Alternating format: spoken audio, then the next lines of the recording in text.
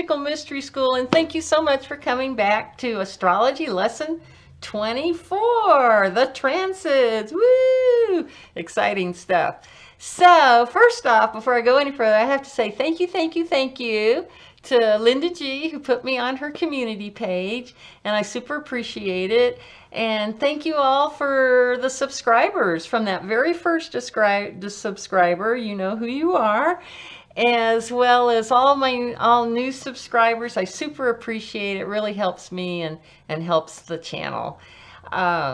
Just know, if you're just finding me for the first time and you want to go back to lesson 1, there's a playlist at the end of this video. And there's also down in the description, and just go to my channel and go to the playlist for astrology, and you can start from the beginning. Okay, so we've been through all the ABCs, the glyphs of astrology, the planets, the houses. Oops, there's our bell. We'll just let that ring. And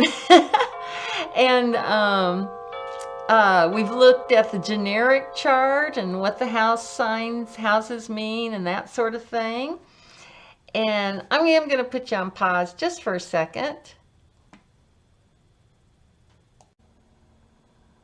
Sorry about that, but I realized another alarm was going to go off in like 5 minutes. So let's skip that one. Okay, so we've gone through the generic chart. We started looking at your natal chart and the aspects that go to that natal chart. And remember, these top ones are the main ones that we have looked at. And we're going to be using these same aspects in the transits. So that's good information that you can hang on to there. So remember, that natal chart is just a snapshot of what the heavens look like, the map of your heavens when you were born. And I love to tell this story. When my mother was born back in 1914, yes, she had me late in life. But when her mother went into labor with her, my grandfather was off on his horse to a Mason's meeting. That's kind of cool. My grandfather was a Mason. She sat by the window and was waiting for him to come home so he could go get the midwife. Well, as she was sitting at the window waiting for him, there was a big full moon out that night. And sure enough, when I ran my mother's chart, there was the sun and moon in opposition, which is the full moon. And it's just so cool to see that story that I'd heard my whole life be a real thing when I looked on the wheel and ran her chart. So, just wanted to throw that in. So we're going to be looking at, and as soon as you're born, though, those planets keep chugging around the chart, and that's what the transiting planets are. And so we're going to look at how the planets hit different natal planets, and also the ascendant and the midheaven. Remember that the midheaven by degree and minute is just exactly opposite that nadir. So if that midheaven's affected, that nadir's also affected. And the same with the ascendant, first house cusp, and the descendant, seventh house cusp. When one of those are affected, the other one is too, because they're directly across from one another. So that's self and other, midheaven is career, and fourth house is home. Okay.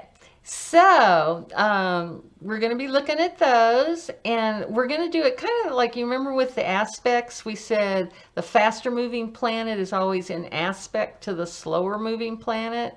So the moon is always going to be squaring or conjuncting all the other planets.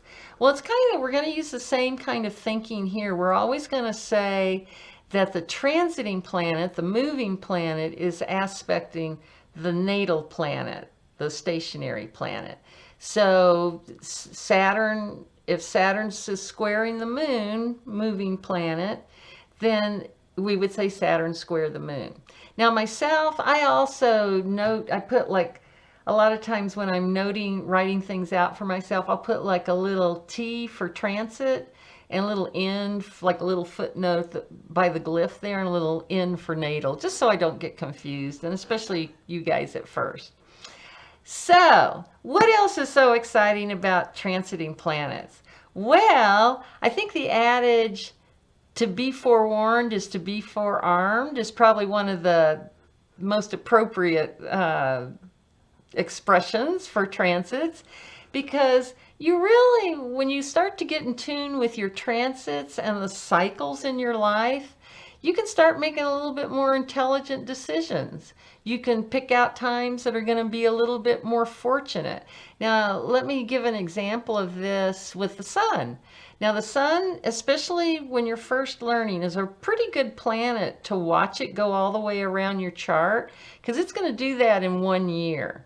And so you're going to be able to see and feel and get in tune and alignment with how that, because the sun is going to give us our brightest light on whatever's going on in our chart.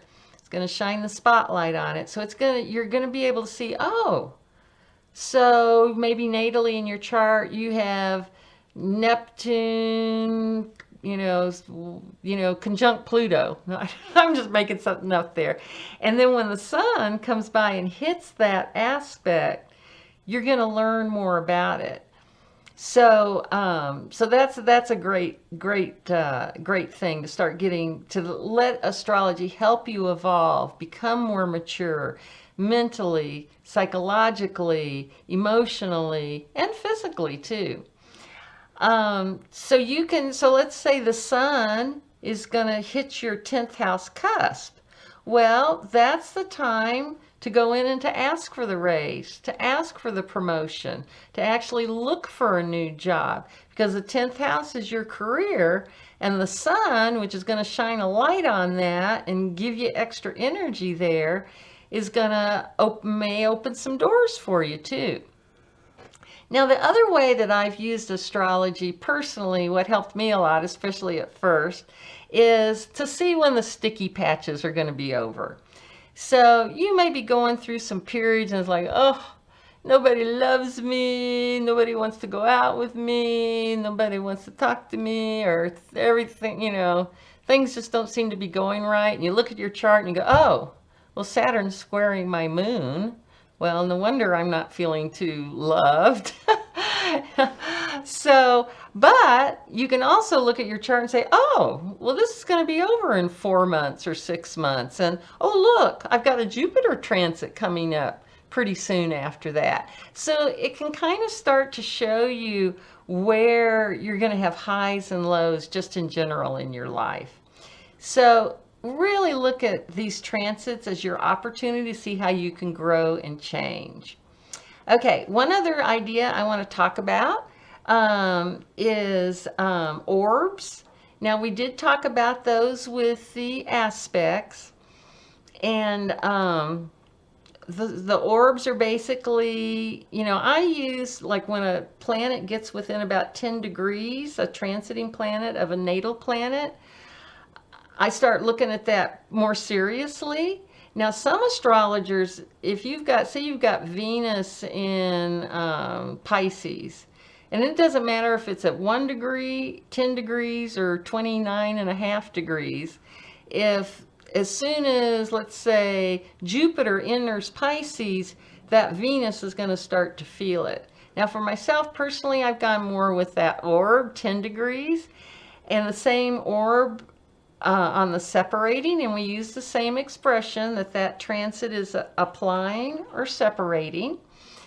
And for myself, like, I had Saturn conjunct the midheaven not too long ago, and I really wasn't aware of it, but at the time I was sort of feeling like I was sort of slogging through, my career, kind of like I had the lead boots on, and I saw, oh, Saturn's moving up my wheel. It's going up the hill to that midheaven. So I kept working hard and kept my nose to the grindstone. And sure enough, when Saturn got up to that midheaven, I got an award for teaching and for student interaction and things like that. And then and the other thing that was really interesting, as soon as Saturn hit that midheaven, I swear within like 2 or 3 days, I felt such a sense of relief.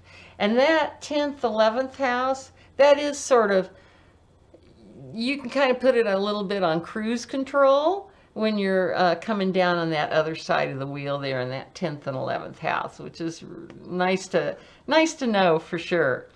So so some people will feel the effects of those transits longer, and some it will be shorter. Okay, I think that's, oh, and the other thing I want to mention, just like I've talked about with, different planets have different effects. Some you're going to feel from 10 degrees out, some shorter, closer degrees too. So it kind of depends on the planet that's being aspect as well as the planets that's doing the aspecting. Now, I also wanted to mention, now I was holding this book up at the beginning, and but I want to kind of give it a little bit more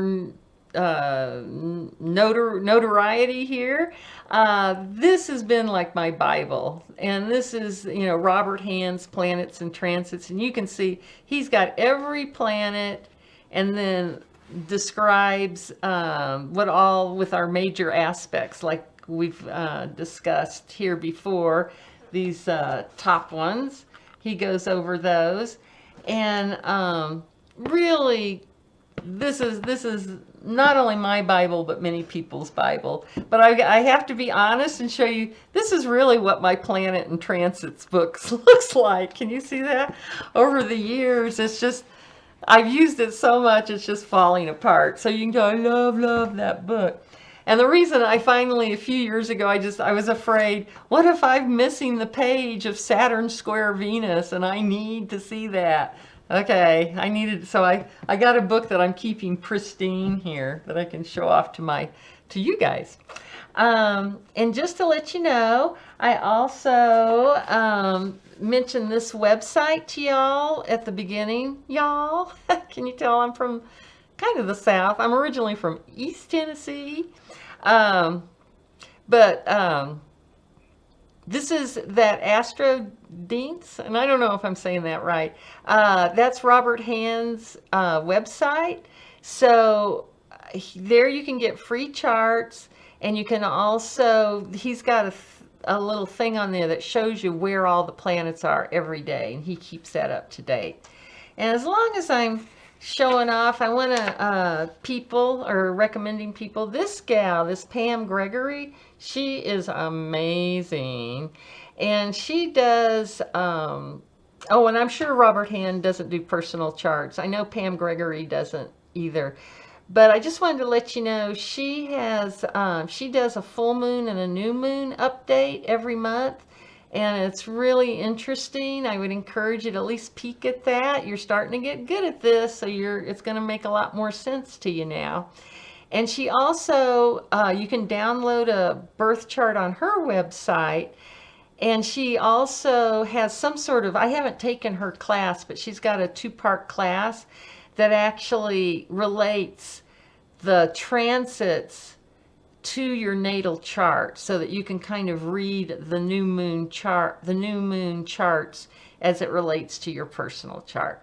So anyway, I just wanted to give those plugs because I think those are really good sites and really great astrologers. Okay, so I'm going to say goodbye for now, and on the next video I'm going to talk about the sun and the moon in more detail, the transiting sun and moon.